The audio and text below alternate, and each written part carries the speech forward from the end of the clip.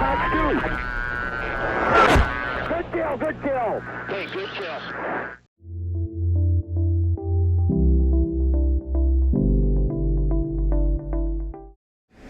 Hey guys, welcome back to another video. We're here in the F-16 Viper, and today we're going to do a fight that we've done in the past, but it wasn't maybe as accurate as it could have been because we didn't have GFX on.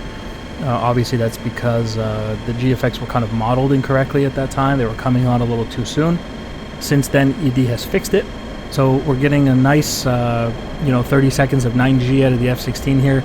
So I want to see how well it does against the F-22 under these conditions. Can it really fight the F-22 pulling that many Gs?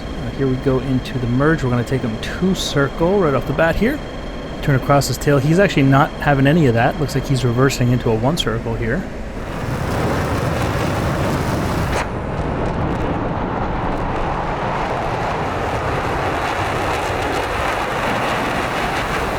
Now I think he'll take a little bit of a penalty here. You can already see the GFX setting in, the loss of color, the gray out.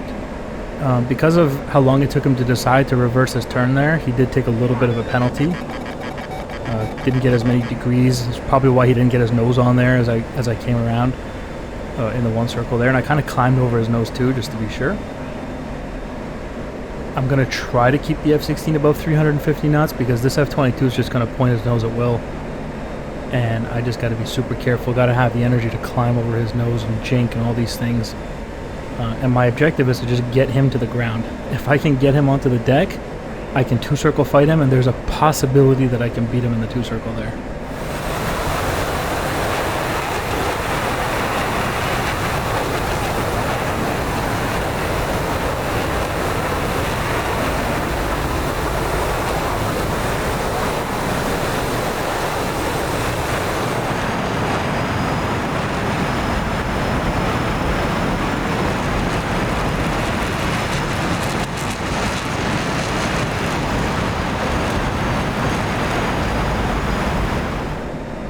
You see him constantly dumping his nose. He's chosen to fight me in the 1 circle, and I think the reason he's done that is because he's so much better in the 1 circle fight than me. I'm taking him 2 circle because although the F-22's performance in the 2 circle may be even better than the F-16, we don't know that because it's classified, I still have a much better chance in the 2 circle against him than I do in the 1 circle. If I went 1 circle with an F-22, that's basically a death sentence for the F-16. You can see him really working hard to dump his nose here. This is actually developing not well here for me. Look at him. He's really trying to point his nose. I'm going to climb over his nose, and we might just get away with this one. Oh, that was close.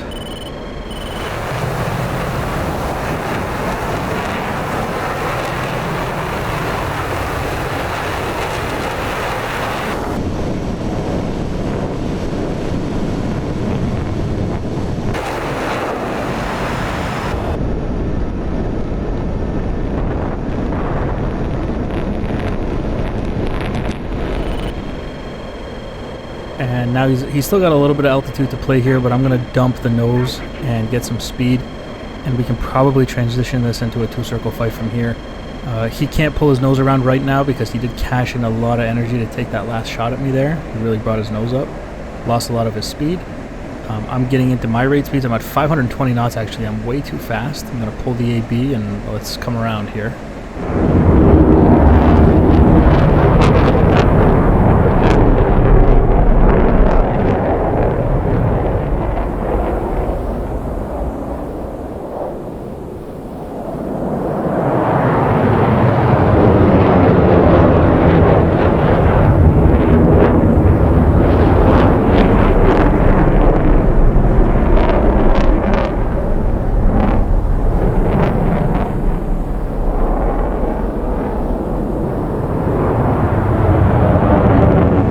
Once you're at about 40% fuel and you're on the deck with the F-16, you go above 430-ish, 450 knots, actually I'll say, the thing really starts to take off, and no amount of G's you pull because of the limiter will bleed off enough energy. You'll just continue to go ballistic. You'll go to like 500 knots or whatever, so you got to be super careful of that. And in that situation, you got to pull the AB out in order to get the speed to come down a little bit. We're in a 2-circle fight right now. This is a rate fight. He who rates around the circle better will win this fight. And the F-16 and the F-22 are very similar in performance. But we don't know exactly what the F-22's numbers are. And I've seen some people comment in the comment section, oh, it's 25 degrees a second, it's 27 degrees a second. Okay, those numbers are classified. The performance envelope of the F-22 is not known. And even if you did really know those numbers, you would know not to be on YouTube talking about them. So just because you read something on Wikipedia or Google or something, or doesn't make it true. I am actually outrating this F-22 by like a degree a second. It feels like you can see me just coming around, and he's tightening this turn down. He's slowing me down. You see me, I'm down to like 250 knots, and he's making an incorrect decision to reverse his turn here. He did it way too soon, and so maybe I can get a shot off. Oh my god, that was so bad. Got him. Wow.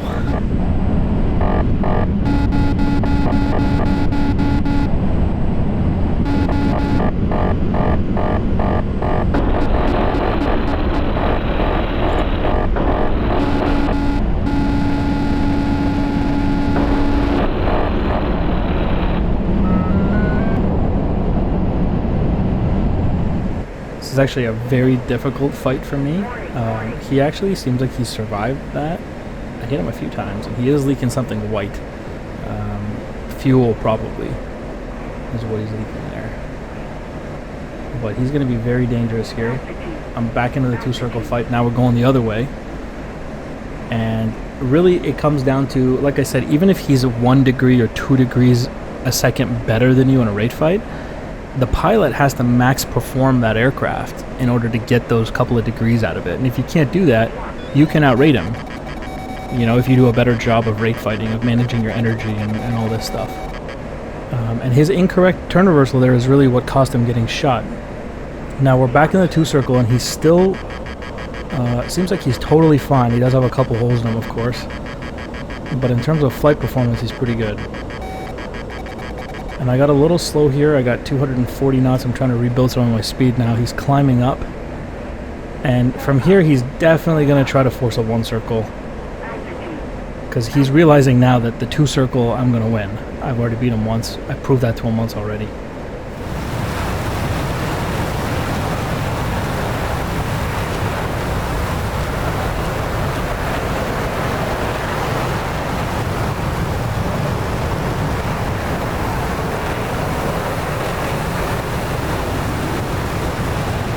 And so therefore he's probably adapting to the fight, and he's trying not to go two-circle. He wants to keep it one-circle because he would crush me in a one-circle.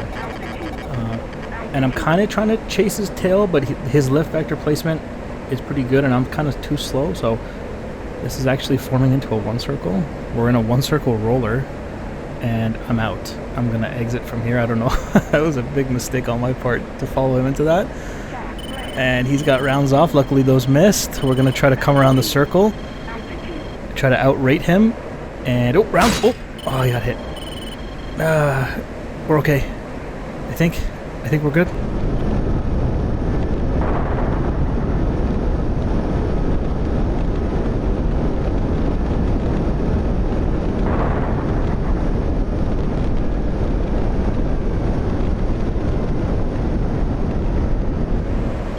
A little bit late on my part to jink those rounds. I didn't think he would take them. I thought we were going to get away, but that was not the case. Now, luckily, I'm back into the two-circle. I'm still in one piece. Now, I've shot him, and he's shot me, so I guess we're back to square one. Everyone's even. And I got him in the rate fight at 440 knots. We're going to try to come around.